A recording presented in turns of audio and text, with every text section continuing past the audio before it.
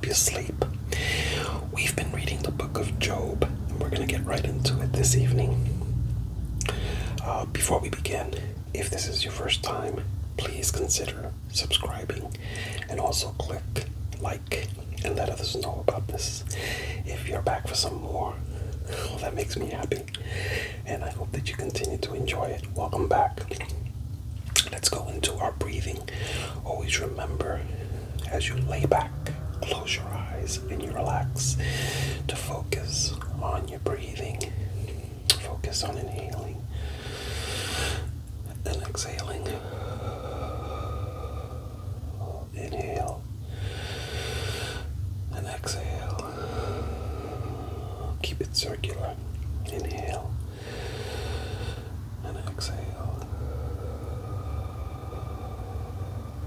Inhale and exhale.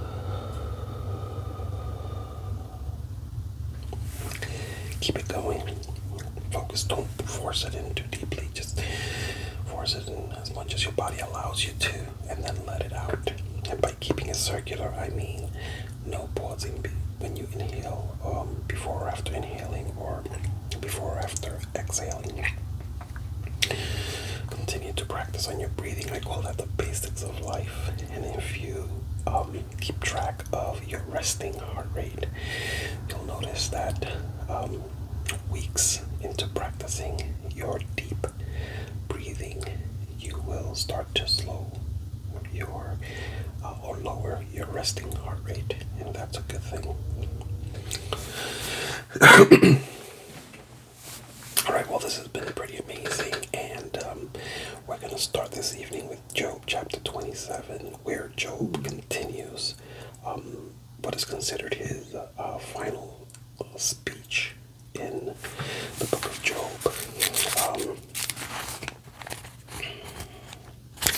So let's get started. I can't believe we're almost, we're more than halfway done with the book of Job already. So let's go. Job chapter 27. Job continued speaking. I vow by the living God who has taken away my rights, by the Almighty who has embittered my soul. As long as I live, while I have breath from God, my lips will speak no evil, and my tongue will speak no lies. I will never concede that you are right. I will defend my integrity until I die. I will maintain my innocence without wavering. My conscience is clear for as long as I live. May my enemy be punished like the wicked, my adversary like those who do evil. For what hope do the godless have when God cuts them off and takes away their life? Will God listen to their cry when trouble comes upon them? Can they take delight in the Almighty? Can they call to God at any time? I will teach you about God's power. I will not conceal anything concerning the Almighty. But you have seen all this, yet you say all these useless things to me. This is what the wicked will receive from God. This is their inheritance from the Almighty. They may have many children, but the children will die in war or starve to death. Those who survive will die of a plague, and not even their widows will mourn them. Evil people may have piles of money and may store away mounds of clothing, but the righteous will wear the clothing, and the innocent will divide that money. The wicked build houses as fragile as a spider's web, as flimsy as a shelter made of branches. But the wicked go to bed rich, but wake to find that all their wealth is gone. Terror overwhelms them like a flood, and they are blown away in the storms of the night. The east wind carries them away, and they are gone. It sweeps them away. It whirls down on them without mercy. They struggle to flee from its power, but everyone jeers at them and mocks them.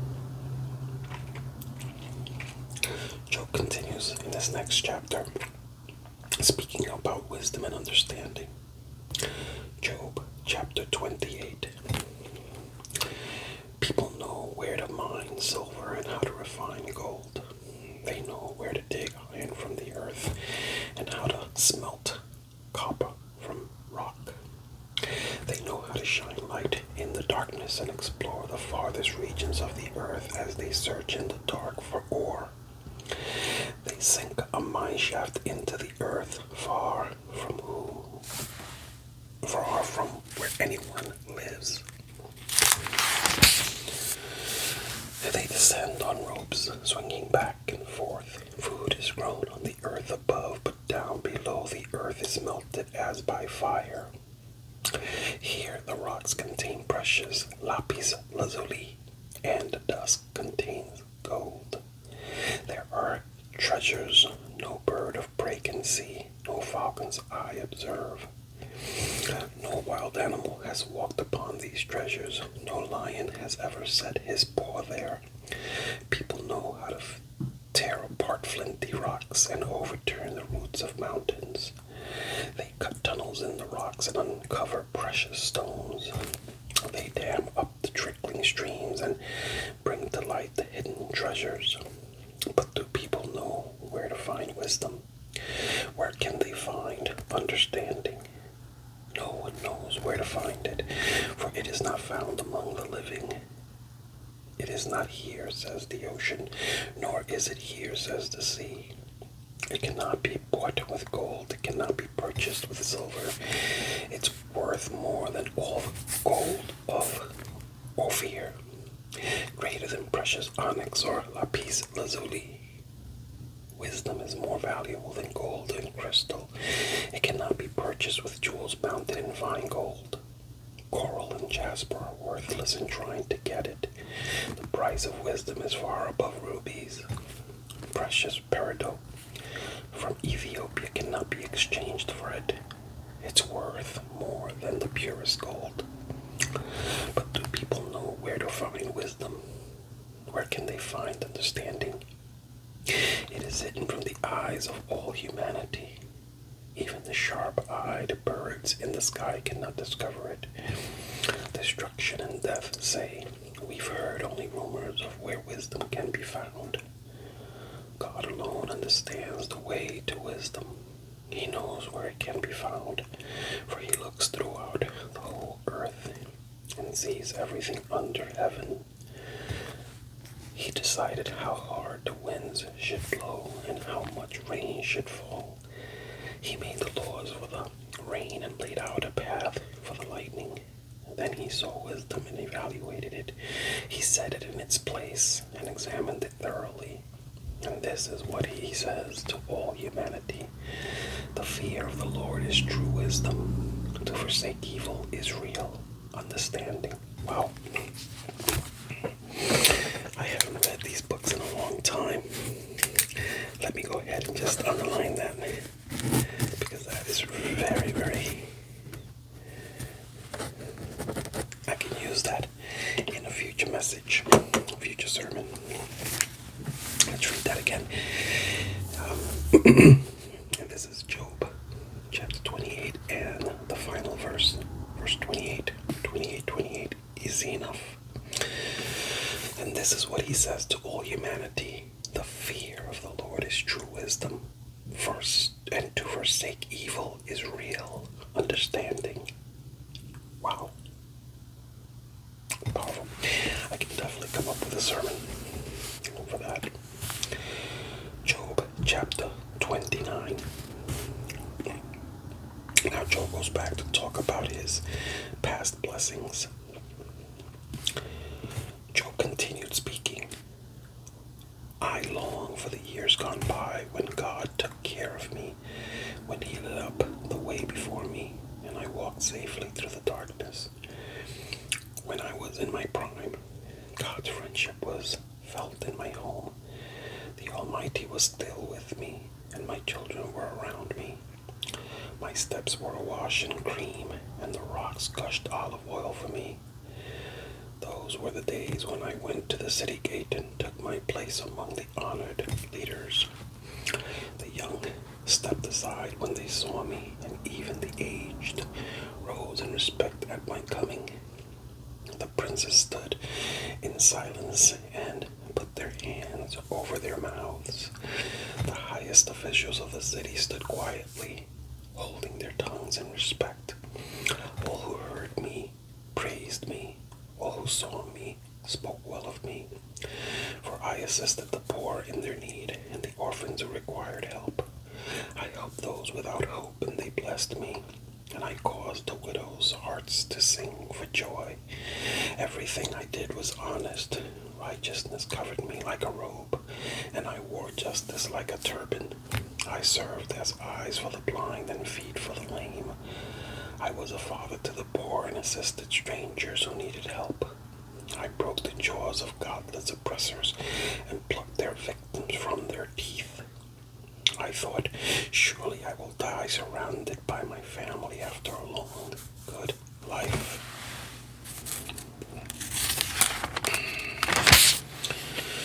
For I am like a tree whose roots reach the water, whose branches are refreshed with the dew. New honors are constantly bestowed on me, and my strength is continually renewed. Everyone listened to my advice. They were silent as they waited for me to speak, and after I spoke, they said nothing. They had nothing to add, for my counsel satisfied them. They longed for me to speak as people long for rain. They drank my words like a refreshing spring rain. When they were discouraged, I smiled at them. My look of approval was precious to them. Like a chief, I told them what to do. I lived like a king among his troops and comforted those who mourned. Now Job gets into his anguish. Job chapter 30. But now I am mocked by people younger than I, by young men whose fathers are not worthy to run with my sheepdogs. A lot of good they are to me, those worn out wretches. They are gaunt from poverty and hunger. They claw the dry ground in desolate wastelands. They pluck wild greens from among the bushes and eat from the roots of broom trees. They are driven from human society, and people shout at them as if they were thieves. So now they live in frightening ravines, in caves, and among the rocks. They sound like animals howling among the bushes, huddled together beneath the nettles. They are nameless fools, outcasts from society. And now they mock me with vulgar songs. They taunt me. They despise me and won't come near me, except to spit in my face. For God has cut my bowstring. He has humbled me, so they have thrown off all restraint. These outcasts oppose me to my face. They send me sprawling and lay traps in my path. They block my road and do everything they can to destroy me. They know I have no one to help me. They come at me from all directions. They jump on me when I am down. I live in terror now. My honor has blown away in the wind, and my prosperity has vanished like a cloud. And now my life seeps away. Depression haunts my days. At night my bones are filled with pain, which gnaws at me relentlessly. With a strong hand, God grabs my shirt. He grips me by the collar of my coat. He has thrown me into the mud. I'm nothing more than dust and ashes. I cry to you, O God, but you don't answer. I stand before you, but you don't even look. You have become cruel toward me. You use your power to persecute me. You throw me into the whirlwind and destroy me in the storm. And I know you are sending me to my death, the destination of all who live. Surely no one would turn against the needy when they cry for help in their trouble. Did I not weep for those in trouble? Was I not deeply grieved for the needy? So I looked for good, but evil came instead. I waited for the light, but darkness fell. My heart is troubled and restless. Days of suffering torment me. I walk in gloom without sunlight. I stand in the public square and cry for help. Instead, I am considered a brother of jackals and a companion to owls. My skin has turned dark and my bones burn with fever. My harp plays sad music and my flute accompanies those who weep. Job continues. In Job chapter 31,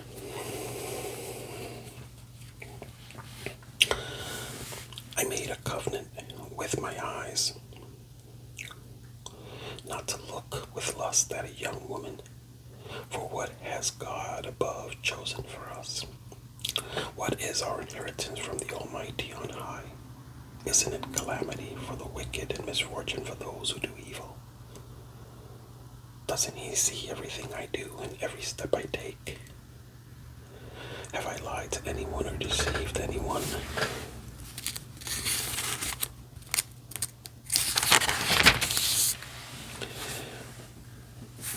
Let God weigh me on the scales of justice, for he knows my integrity. If I have strayed away from his pathway, or if my heart has lusted for what my eyes have seen, or if I am guilty of any other sin, then let someone else eat the crops I have planted. Let all that I have planted be uprooted. If my heart has been seduced by a woman, or if I have lusted for my neighbor's wife, then let my wife serve another man. Let other men sleep with her. For lust is a shameful sin, a crime that should be punished. It is a fire that burns all the way to hell.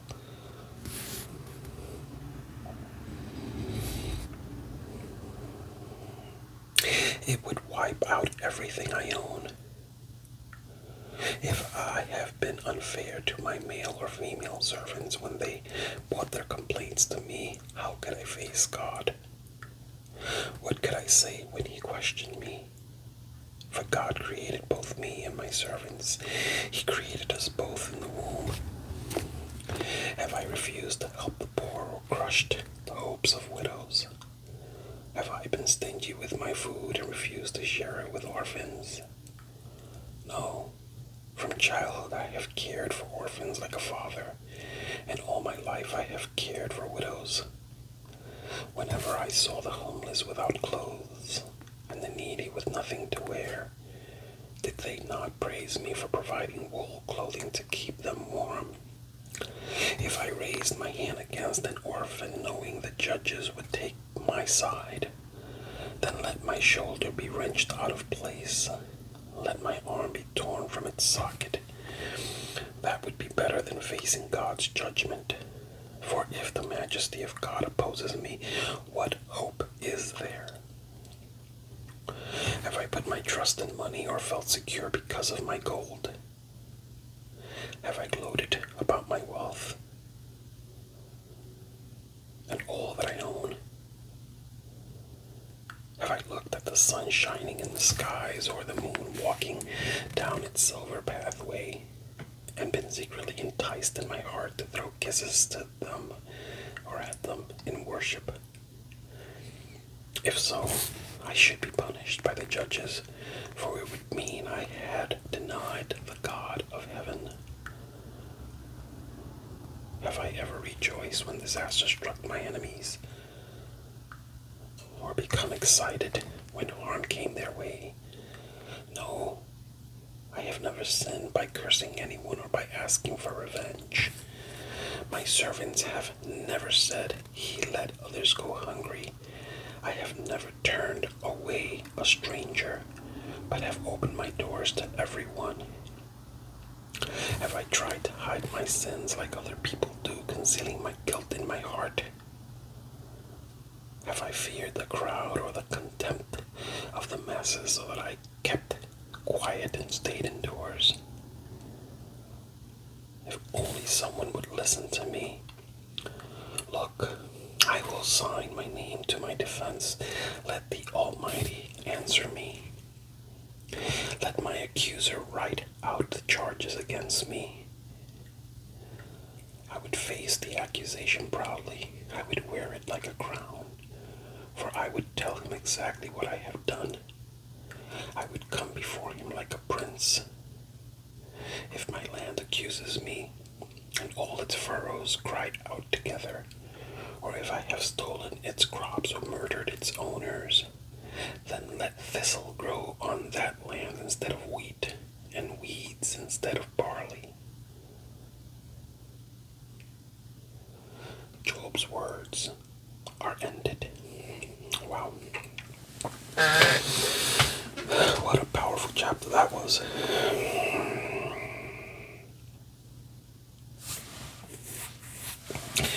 Job is sticking to his guns. Amazing.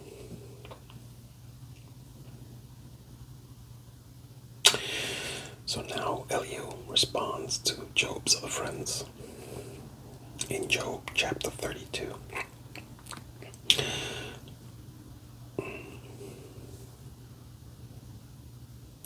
Job's three friends refused to reply further to him because he kept insisting on his innocence. They just couldn't believe that Job was sticking by his defense. They really felt like he had to have sinned or done something incredibly wrong to be in his position.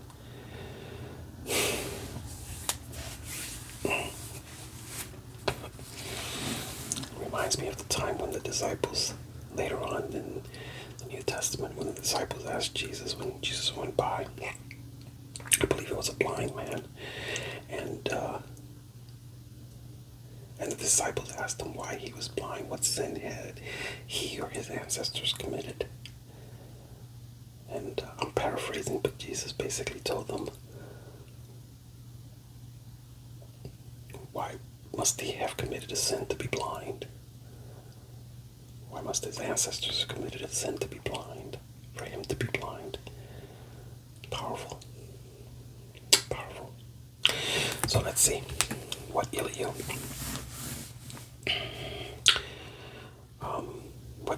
responds to Job's friends.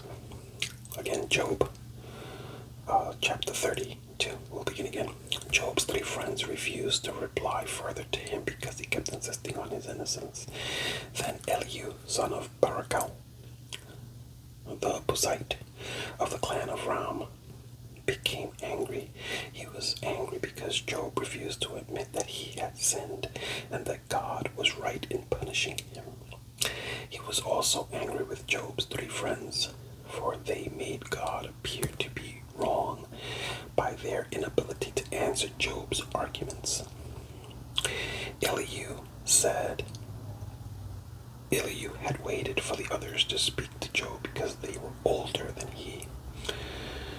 But when he saw that they had no further reply, he spoke out angrily. Elihu, son of Barachel, the Buzite, said, I am young and you are old, so I held back from telling you what I think. I thought those who are older should speak, for wisdom comes with age. But there is a spirit within people, the breath of the Almighty within them that makes them intelligent. Sometimes the elders are not wise. Sometimes the aged do not understand justice. So listen to me and let me tell you what I think. I have waited all this time, listening very carefully to your arguments, listening to you grope for words. I have listened, but not one of you have refuted Job or answered his arguments. And don't tell me he's too wise for us or only God can convince him. If Job had been arguing with me, I would not answer with your kind of logic. You sit there baffled, with nothing more to say. Should I continue to wait? Now that you are silent, must I also remain silent? No, I will say my piece. I will speak my mind, for I am full of pent-up words, and the spirit within me urges me on. I am like a cask of wine without a vent, like a new wineskin ready to burst. I must speak to find relief, so let me give my answers. I won't play favorites or try to flatter anyone, for if I tried flattery, my Creator would soon destroy me. So now, let's hear as Elihu presents his case against Job. Job, chapter 33. Listen to my words, Job. Pay attention to what I have to say. Now that I have begun to speak, let me continue. I speak with all sincerity. I speak with the truth, for the Spirit of God has made me, and the breath of the Almighty gives me life. Answer me if you can. Make your case and take your stand. Look, you and I both belong to God. I too was formed from clay, so you don't need to be afraid of me. I won't come down hard on you. You have spoken in my hearing, and I have heard your very words. You said, I am pure, I am without sin, I am innocent, I have no guilt. God is picking a quarrel with me, and he considers me his enemy. He puts my feet in the stocks and watches my every move. But you are wrong, and I will show you why. For God is greater than any human being. So why are you bringing a charge against him? Why? Say he does not respond to people's complaints.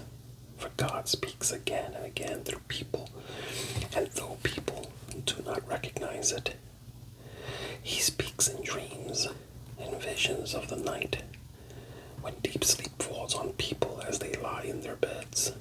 He whispers in their ears and terrifies them with warnings. He makes them turn from doing wrong. He keeps them from pride. He protects them from the grave, from crossing over the river of death. Or God disciplines people with pain on their sick beds, with ceaseless aching in their bones.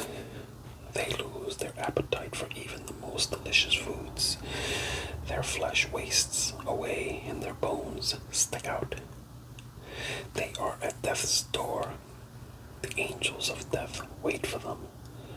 But if an angel from heaven appears, a special messenger to intercede for a person and declare that he is upright, he will be gracious and say, rescue him from the grave, for I have found a ransom for his life. Then his body will become as healthy as a child's, firm and youthful again.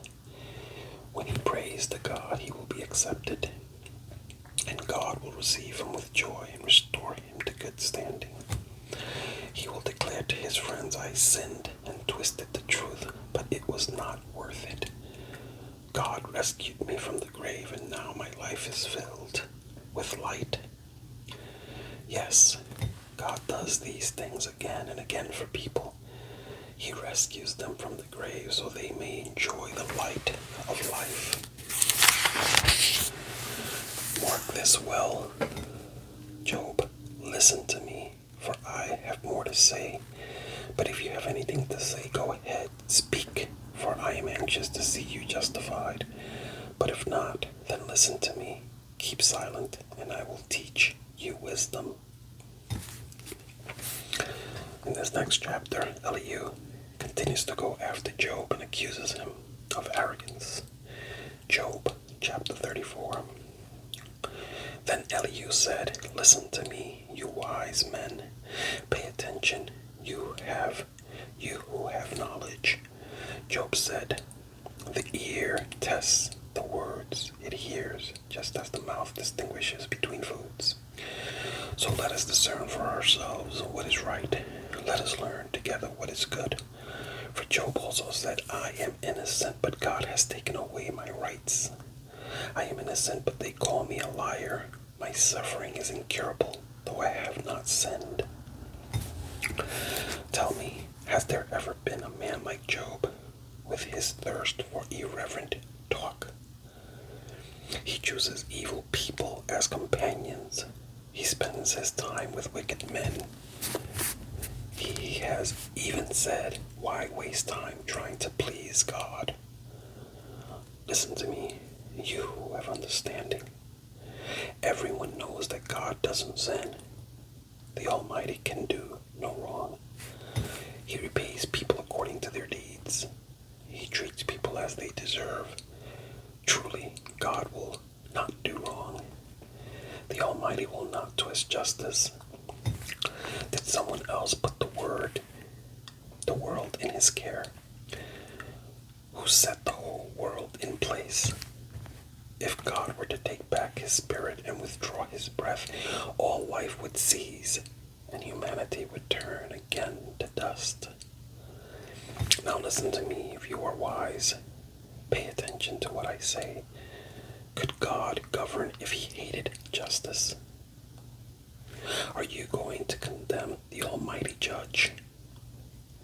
For he says to kings, "You are wicked," and to nobles, "You are unjust." He doesn't care how great a person may be, and he pays no more attention to the rich than to the poor. He made them all. In a moment, they die. In the middle of the night, they pass away. The mighty are removed without human hand. For God watches how people live. He sees everything they do. No darkness is thick enough to hide the wicked from his eyes. We don't set the time when we all come before God in judgment. He brings the mighty to ruin without asking anyone, and he sets up others in their place. He knows what they do, and in the night he overturns and destroys them. He strikes them down because they are wicked, doing it openly for all to see. For they turned away from following him. They have no respect for any of his ways. They cause the poor to cry out, catching God's attention. He hears the cries of the needy, but if he chooses to remain quiet, who can criticize him? When he hides his face, no one can find him, whether an individual or a nation. He prevents the godless from ruling, so they cannot be a snare to the people. Why don't people say to God, "I have sinned, but I will sin no more"? Or, "I don't know what evil I have done. Tell me. If I have done wrong, I will stop at once." Must God tailor his justice to your demands? But you have rejected him. The choice is yours, not mine. Go ahead, share your wisdom with us. After all, bright people will tell me and wise people will hear me say, "Job speaks out of ignorance. His words lack insight." Job, you deserve the maximum penalty for the wicked way you have talked. For you have added rebellion to your sin. You show no respect, and you speak many angry words against God. Wow.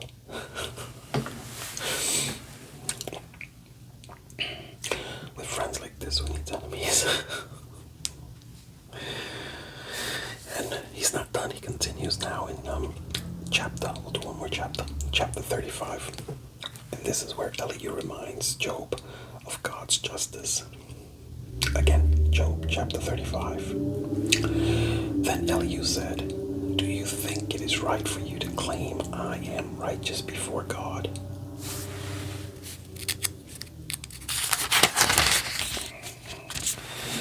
For you also ask, "What's in it for me? What's the use of living a righteous life?" I will answer you and all your friends too.